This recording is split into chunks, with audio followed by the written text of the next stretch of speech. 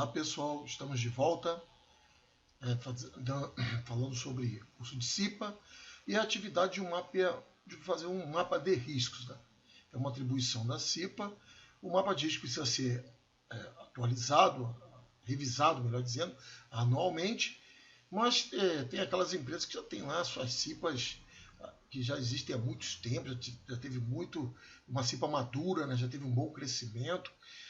Muitas coisas já foram implementadas através da presença da CIPA, mapas de riscos já foram atualizados muitas e muitas vezes, mas tem empresas que vão começar, não tem um mapa de risco, elas precisam implantar um mapa de risco.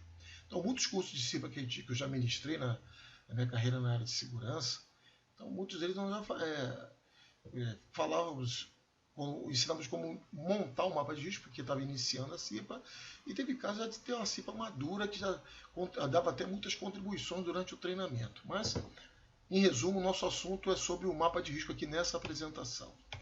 Então, o que nós temos? Vamos lá por etapas. Mapeamento de riscos. O nome é mapeamento de riscos porque já trouxe esse nome desde lá do começo da segurança do trabalho no Brasil, mas durante esse período vem se definindo melhor alguns conceitos. Por exemplo, risco já se entende que é a chance de um evento acontecer, né? De maneira resumida, né? De maneira bem assim simples. O risco é fator matemático, o risco pode aumentar ou diminuir. E o perigo é aquilo que provoca dano. Então esses conceitos são da ISO 45000, a OSAS 18001, também tem na Guia de Riscos, né, 73, também tem essas definições na ISO 31010, né, 31000, melhor dizendo, né, 31010. Então ali tem todas essas definições. Então, ainda se mantém essas palavras de risco, mas na verdade risco é o fator matemático, risco é a chance de um evento acontecer. Tudo bem? Então a gente fala. Lógico que eu não vou estar falando aqui com muita profundidade dessa parte, que existe o nosso módulo voltado somente para essa parte de identificação de perigos, análise e avaliação dos riscos, tá certo? Então isso aqui já é uma parte do curso de CIPA que é necessário se conhecer.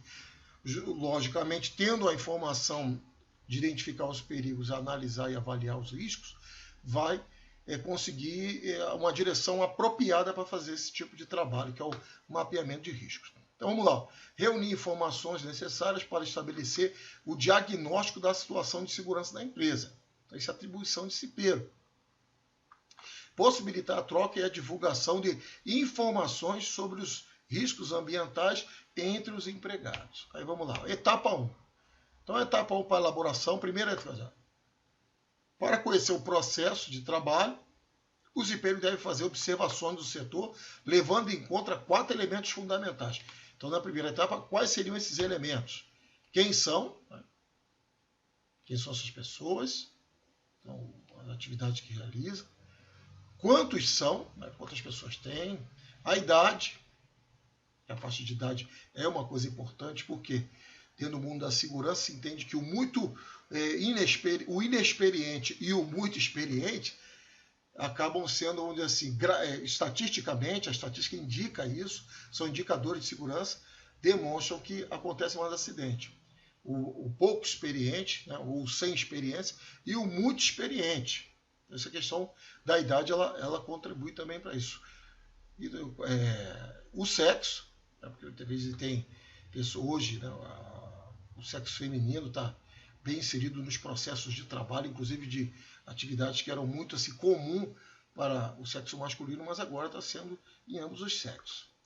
Jornada de trabalho, quanto tempo se trabalha, como é que é à noite, é de dia, é de tarde, é horário de expediente normal, como é que é isso? É rodízio. Então, se trabalha por rodízio, já é uma situação a mais que é o chamado de fadiga por desincronismo, né? Pessoa trabalhando em escala de trabalho. Treinamentos profissionais e de segurança e saúde realizados. Então, muitas empresas às vezes se preocupam muito em dar o treinamento de segurança, porque sofre fiscalização, porque existe uma cobrança, mas muitos deixam de fazer, às vezes, treinamento de profissionais, né? Capacitar a pessoa, torná-la atualizada. Aí vamos lá, ó. Elemento trabalho. Então, falamos do primeiro, agora tem um elemento trabalho. Atividades, tarefas realizadas no setor de trabalho. Então, descrever a atividade de maneira simplificada, resumida, mas tem que descrever a atividade. As mais frequentes e as eventuais.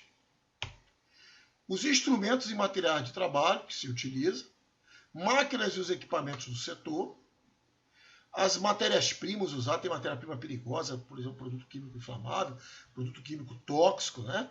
Então são coisas cancerígenas, teratogênito. Então são informações importantes a levar em consideração, analisando logicamente a FISPQ, a ficha dos produtos químicos, em caso de produto químico. Ou se for material biológico, esse é um pouco da categoria daquele tipo de material biológico que a pessoa tem contato. Na NR32 dá informações sobre isso. O estado de conservação dos equipamentos que são utilizados. Às vezes, o equipamento às vezes não é, ou às vezes não é trocado por falta de gestão da empresa, e às vezes também não é trocado porque o próprio empregado não faz a sua parte, que é solicitar a substituição quando necessário. Elemento ambiente, o ambiente de trabalho. Então a gente sabe que o ambiente de trabalho está inserido dentro do conceito de meio ambiente. Tem legislações que dão definições para isso. Então, o meio ambiente de trabalho está inserido dentro do meio ambiente. Então, as condições de trabalho, a organização do trabalho, como é que é organizado, os processos de trabalho, o layout do local, das instalações. Tem local que, às vezes, é superdimensionado ou tem muita coisa lá que na verdade, torna o local apertado. Então, isso tem que ser analisado. As relações interpessoais. Então, a questão do comportamento também fala alto. Muitos acidentes, às vezes, acontecem por problema de mau relacionamento, inimizade, discórdia dentro do ambiente de trabalho.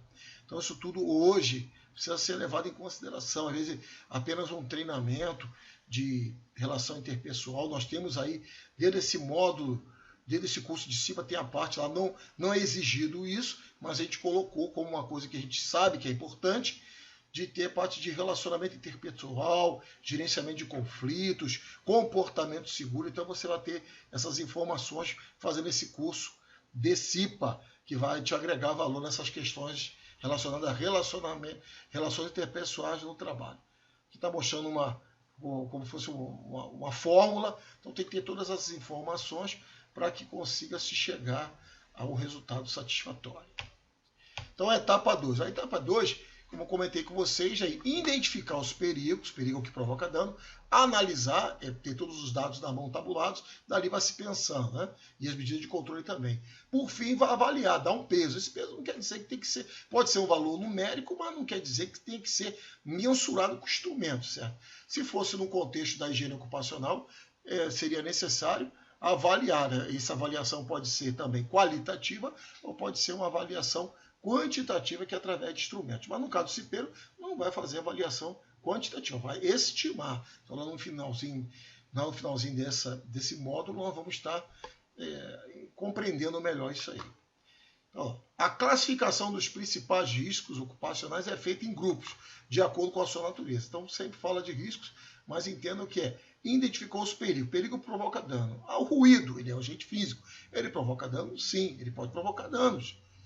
Qual é o risco? O risco é aquela parte que eu falei com vocês, é a chance do evento acontecer. Quanto mais proteções, quanto mais o empregado usa o equipamento de maneira adequada, ele respeita isso, ele é cuidadoso, isso tudo, o equipamento foi dimensionado, foi selecionado, melhor dizendo, adequado para esse empregado, e todo mundo faz o seu papel, o risco vai ser baixo, mas o perigo continua lá. Continua perigoso o ruído da máquina, mas o aparato que usa de prevenção, ele vai levar a um nível de risco aceitável. Tudo bem? Então a gente vai estar falando sobre o físico, o químico, o biológico, o ergonômico e de acidentes, que é também conhecido como risco mecânico. Então, continuando, identificar os perigos, analisar e avaliar os riscos ambientais existentes. A classificação dos principais riscos ocupacionais é feita em grupos de acordo com a sua natureza. Então, a gente já falou isso aqui, né, com a natureza. Então, temos aqui o físico. O que fala o físico? Físico temos perigos físicos. Por que eu botei perigos físicos?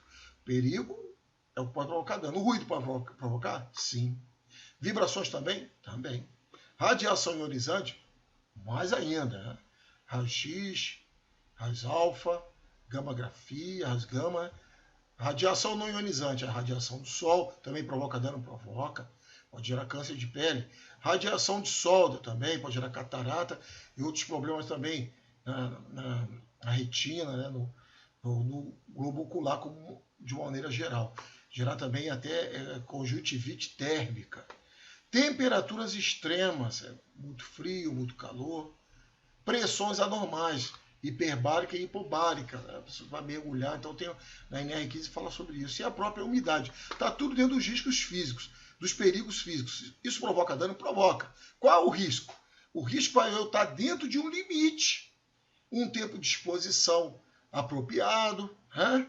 Usar o aparato de equipamento de segurança individual, o aparato de segurança coletivo. Então, tudo que for necessário vai se reduzindo o risco. Por exemplo, aqui na solda, eu comentei sobre só a radiação da solda como agente físico. Mas, ao mesmo tempo, a solda também é um agente químico, porque saem os fumos da solda. Então, você vê que tem dois perigos na atividade de solda. O perigo da radiação, o perigo do agente químico. Isso pode acontecer. Tudo bem? Como eu estou demonstrando para vocês. Um único perigo, quer dizer, o perigo é o que pode provocar dano. Então, a atividade de solda ela é perigosa, porque ela libera materiais, né? Energia, né? Voltada para a parte de agente físico e também como agente químico. Aqui o ruído. Então, o ruído é definido como um som indesejável, produto das atividades diárias da comunidade. O som representa as vibrações mecânicas da matéria através do qual ocorre o fluxo de energia na forma de ondas sonoras. Então, aqui eu não falo com tanta profundidade porque é um curso de CIPA. Mas quando eu falo esse treinamento para profissionais de segurança, que vão precisar fazer avaliações, vão precisar mensurar com instrumentação, então tem que ter um conhecimento bem mais abrangente. Então esse treinamento, esse curso, ele já fica, esse módulo específico só de ruído, já fica bem amplo, tá bom? Que vai precisar gerar relatórios ou laudos, então tem que ter um conhecimento mais um pouco aprofundado de instrumentação, manipulação de instrumentos, alguns cálculos que não é aplicável para o profissional que está fazendo parte de uma CIPA. Tudo bem até aí? Então aqui, ó, vibração também, onde tem, é um perigo físico. Então onde tem ruído, normalmente tem vibração. Aqui, ó, tem um ruído, uma máquina dessa gera ruído, mas ao mesmo tempo ela tem uma vibração. O ruído vai via aéreo, né? Ele também pode ser ósseo, mas por sua vez a vibração ela vem por meio mecânico. E os dois têm a mesma fonte, né? A mesma fonte perigosa. Seria um equipamento rotativo que gera ruído e ao mesmo tempo gera vibração. Então temos também radiação ionizante. Então são as emissões de energia em diversos níveis, que é raio-x, gamografia, partículas alfa, partículas beta. Então são energia que podem alterar DNA. Então isso também são treinamentos específicos, bem aprofundados, envolve organismos como o Conselho de parte de Energia Nuclear, o CENEM, uns chamam QNEM, outros chamam CENEM. Então isso aí é importante de ter a informação. Então as empresas que têm isso, têm essa radiação, muitas vezes o cipeiro precisa conversar com essas pessoas, com esses especialistas, para que possa montar o mapa de risco de maneira adequada, ou revisá-lo da maneira adequada. Então está aqui também, ó, radiação não ionizante. Então nós temos uma faixa que está dentro das energias da radiação não ionizante, passando disso vai para ionizante. Então vocês estão vendo aqui o espectro eletromagnético, isso vai mostrando as energias que se tem. Então, radiação ionizante, ela pode, raios ultravioleta, infravermelho, laser, ondas de rádio, né? Então isso tudo está dentro da família da radiação não ionizante, como também a radiação que vem do Sol. Então isso tudo precisa da NR15, que é a norma voltada para a insalubridade, tem anexos que tratam desses assuntos. Então a radiação também é importante a ser colocada como risco. A pessoa vai trabalhar 8 horas por dia exposto ao sol, então tem uma exposição grande a uma radiação ionizante. E depois tem que se pensar nas medidas de controle. Qual é a medida de controle para isso? Usar camisa de manga longa, conseguir fazer um rodízio, então tem uma série de técnicas necessárias para ser ouvido, usar boné ou usar capacete, dependendo do local, usar uma balaclava. Então tudo isso vai depender de cada cenário, é um cenário e precisa se levantar todas as informações. Qual é a pergunta que o superior vai fazer? Ele vai usar um formulário que nós orientamos aqui no final, né, no decorrer desse treinamento, e ali ele vai fazer as perguntas de maneira adequada. Temperatura também é um agente físico, o calor é um agente físico. Então tem a radiação do Sol, tem um agente físico ali que é a radiação não ionizante, mas ao mesmo tempo tem também a temperatura extrema.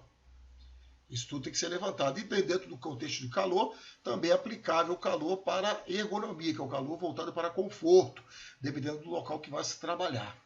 Então isso tudo são informações importantes de ser levantadas. Então está aqui, o calor pode provocar o quê? O calor pode ter uma sobrecarga térmica que está dentro da higiene do trabalho, ou higiene ocupacional. NR15 tem limite de tolerância, tem cálculo. Ou pode ser que o bem de CIPA possa solicitar ao profissional de segurança da empresa para dar informações ou conseguir apresentar o relatório para a CIPA de calor, que as pessoas vão ter ali a ideia a percepção da gradação do risco que tem que ser colocado no mapa de risco, pequeno, né, médio ou grande. Conforto, já é a parte de ergonomia, isso eu comentei aqui com vocês um pouquinho atrás. Então são dois contextos diferentes, mas no mundo do fazer um mapa de risco, precisa se fazer esses apontamentos. Então, perigos físicos do calor, ele gera intermação, desidratação, gera cãibra, perda eletrolítica, a pessoa tem que ter a reposição hídrica. Já trabalhei em empresa que o pessoal queria comprar aqueles isotônicos, que é muito usado pelo pessoal que pratica atividade física, só que o isotônico tem um nível de sal, né, elevado. Isso podia até elevar a pressão dos trabalhadores. Quer dizer, tentar resolver um problema e criar outro.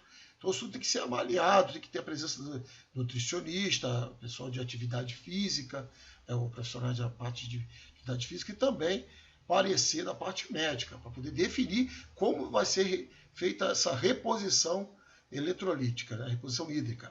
Tontura e desfalecimento. Então, são os efeitos adversos de exposição ao sol. A umidade, local de trabalho que exige um esforço intelectual. Faixa de conforto, aqui corresponde à temperatura de 20 a 23 graus de umidade relativa do ar, não inferior a 40%. Né? A umidade do ar a 40%. Então, isso tudo precisa ser avaliado. A umidade do ar também é importante. Aqui está falando de trabalho intelectual e às vezes está dentro do escritório. Então, ali, né, se tiver a temperatura, tem que ser avaliada, que é no ponto de vista da ergonomia, mas também precisa ver a umidade do ar que se tem dentro daquele ambiente. Não só ali, mas em outros lugares. Já vai trabalhar com elétrica. Então, tem empresas que têm definido que a umidade do ar aumenta ali o dia elétrico, né, trabalhar com eletricidade. E com isso precisa-se ter uma umidade dentro de uma faixa. Então, quem define isso são os órgãos de engenharia das empresas que trabalham com eletricidade para que tenha até determinada umidade trabalha. Fora daquela faixa já não trabalha porque compromete ali dentro do ambiente de subestação, por exemplo. O agente químico. Então, produtos químicos, a gente sabe que tem mais de 6 mil tipos de substâncias químicas que são comercializadas dia a dia. São substâncias químicas perigosas. Essas aqui são nos processos de solda que já comentamos. Poeiras. Então, poeira de uma infinidade de tipos de poeiras, névoas também, de tintas, neblinas, gases, estado gasoso da matéria e outros, né, tipos de gases. É o caso do gás natural também. Vapores, vapores, todo meio sólido e líquido pode evaporar, o caso da gasolina, do álcool, do éter, do thinner.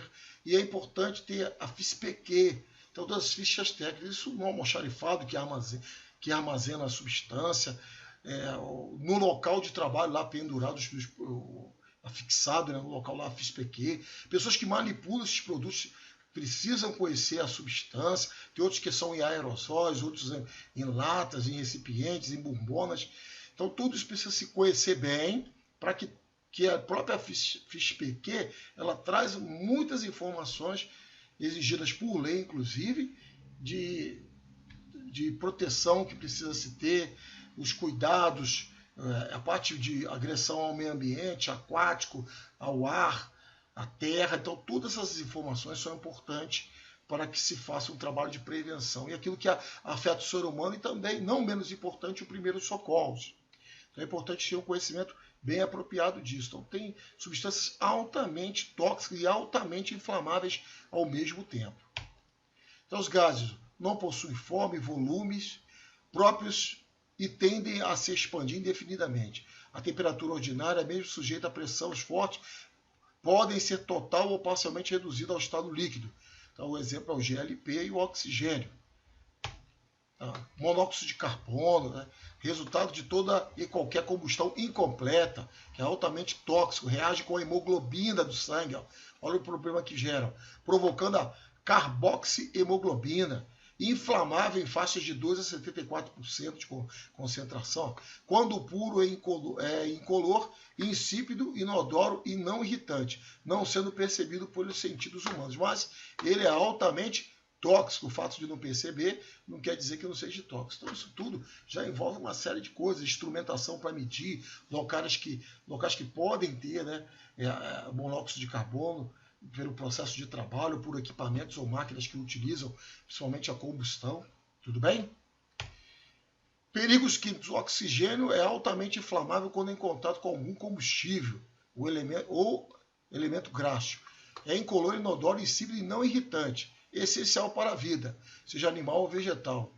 E participa com 20,9% da composição do ar atmosférico. Então a presença do oxigênio também é importante até para criar atmosferas explosivas. Isso a gente fala muito na parte de área classificada, né, que é o item da NR10 e da NR20, que trata de líquidos inflamáveis e combustíveis. O acetileno, também usado em processo de solda, é um gás constituído por carbono e hidrogênio, C2H2. É incolor e, quando puro, inodoro, e é excelente combustível. Então, caso haja vazamento com a presença de chama na válvula ou regulador, a chama não deve ser extinta, porém o cilindro precisa ser resfriado com água por 24 horas. Então quem vai trabalhar com solda, os soldadores, seja solda elétrica, solda argônio, solda TIG, MAG, solda oxiacetilênica, enfim, todo o processo de solda ele vai liberar aquelas condições, seja física ou química, que é nociva para o trabalhador. No caso específico do acetileno, as mangueiras têm que estar em perfeitas condições de uso. O soldador que vai utilizar, o homem que vai utilizar, né, que às vezes não é só o soldador, o serralheiro também pode usar oxiacetilênico, o sistema de oxicorte, como é chamado também. Necessário ter treinamentos de segurança. Então, eles precisam conhecer bem toda essa atividade. Biológico. Então, biológicos são micro-organismos indesejáveis, bactérias, antraz, fungos, parasitas, protozoários, bacilos, bacilo de Koch. Tem também agora aí o mais novo, é o coronavírus, né? Então, isso tudo, eles são perigos biológicos.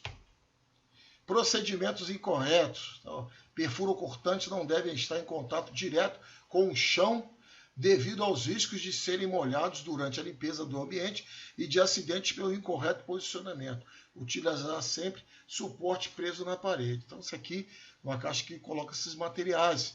Então, são procedimentos, existem procedimentos para perfuro cortante, também treinamentos para isso, está lá na NR32, também tem a classificação de vírus ali, tem aqueles vírus que vai até o nível 4, né? Classificação 4, melhor dizendo. Então você tem lá a 1, que é aqueles que a cura, até o próprio organismo cura, de maneira resumida. O 2 é que tem cura comprovada, qualquer um que tomar um medicamento vai conseguir sarar, né? Vai conseguir curar. Tem aquele nível 3 que uma população pode ser até levada a óbito e outras podem até ter sequelas e outras podem ser curadas. Então, não quer dizer que todos literalmente vão ser curados. Tem aquela de um nível bem... O 4, que são que não se tem cura ainda cientificamente comprovada. Tudo bem? Então, procedimentos incorretos. Encape de agulhas. Esse procedimento incorreto ainda é um dos principais, até 20% dos casos, responsável por exposições ocupacionais a material biológico. Então, os procedimentos incorretos, aqui, profissional fazendo punção venosa periférica sem uso de luvas. Apesar da luva não impedir um acidente percutâneo, elas funcionam como uma barreira diminuindo a quantidade de material biológico que atingirá a área lesada. Então, procedimento incorreto isso aqui. Tem gente que faz isso. Temos também o ergonômico. Então a ergonomia é a ciência do conforto.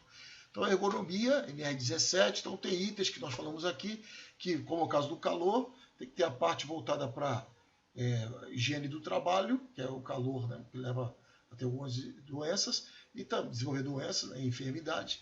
E tem também a parte da ergonomia voltada para o aspecto do conforto. E a ergonomia, comprovadamente, ela é um perigo ambiental. Então, o perigo provoca dano. Um projeto ergonômico inadequado, ela vai se tornar perigosa porque pode provocar danos. Então, local de trabalho inadequado, anti-ergonômico, um local, mesas muito baixas ou muito altas, prateleiras fora da posição, cadeiras inergonômicas. Então, porque o ser humano ele faz micromovimento o tempo inteiro. Então, se tiver aquelas cadeiras que não tem rodinha, já atrapalha. Uma cadeira que você não consegue ter uma movimentação com ela, fica mais difícil. Isso é só um exemplo. Isso aplica a tudo. Equipamentos e máquinas que é difícil de operar, lugares muito pequenos ou lugares desconfortáveis, alto ou baixo demais. Então, já vi muita coisa mesmo com problemas de ergonomia, né? Projetos ergonômicos inadequados. Levantamento e transporte de peso também se aplica a isso. Muita gente não sabe levantar peso. Na verdade, dentro do ambiente industrial, orientamos a ter tudo mecanizado, o máximo possível mecanizado. Mas não se consegue isso 100% em todos os cenários. Em um ou outro vai precisar movimentar a carga de forma manual. E para isso é preciso conhecer, né, sobre as posturas, né, treinamentos para isso também. A postura inadequada, ferramentas. Então tem ferramentas dependendo do projeto, ferramentas como, exemplo, alicates. Tem alicates que são projetados ergonomicamente, que tu faz força a menos 30% para fazer um corte de algum material. Então, máquinas e equipamentos também, de maneira geral. Então tem muitos que são projetados ergonomicamente adequados. No passado, coisas de 10, 15, 20 anos para trás ou mais, os projetistas se preocupavam em criar o equipamento, né, funcionar. Mas para ser operado, para fazer uma intervenção, a manutenção ou até um desmonte, era um sacrifício para se fazer, porque não se pensou nisso na concepção. Mas hoje todas as normas de segurança levam a esse princípio, né, essa condição precisa ser estudada e implementada da maneira adequada. Para isso, é importante o projetista de ferramentas, máquinas e equipamentos, ter conhecimentos de segurança ou ter profissionais de segurança que possam participar, né, das suas contribuições para que se projete máquinas, equipamentos, ambientes ergonomicamente adequados. Risco de acidente, ou também chamado de mecânicos, possibilidade de incêndio, explosão, piso escorregadio. Então, o piso tem que ser pensado nisso. Pisos também que suportem os esforços que vão ser submetidos, o que vai estar armazenado ali. Então, já vi lugares que afundou, deu afundamento. Olha só, não pode acontecer isso. Armazenamento incorreto. Então, tem curso voltado para essa parte, NR11, armazenamento, movimentação de material. O arranjo físico, o próprio layout. Ferramenta inadequada, máquina defeituosa, mordida de cobra, aranha ou escorpião. Então, tem cenários que a pessoa trabalha em lugares que trabalha até no escritório muitas das vezes, mas é um lugar que tem muita vegetação, tem muito verde. Isso esses animais, eles acabam adentrando as áreas. Então, eu já tive experiências assim. É muito comum isso. Também tem profissionais que trabalham diretamente no campo. Ok? Então, a gente para aqui. Falamos da etapa 1, 2. Todas as informações necessárias, assista o vídeo, leia o material, pesquise também, né? E nos envie as suas dúvidas para que nós possamos estar respondendo com mais aprofundamento, para que você saia bem ciente do que é essas primeiras etapas 1 e 2. Vamos parar por aqui nesse vídeo, esse é o vídeo 1, e estaremos gravando mais outros vídeos, partindo da etapa 3, a partir da etapa 3. Bons estudos e até a próxima.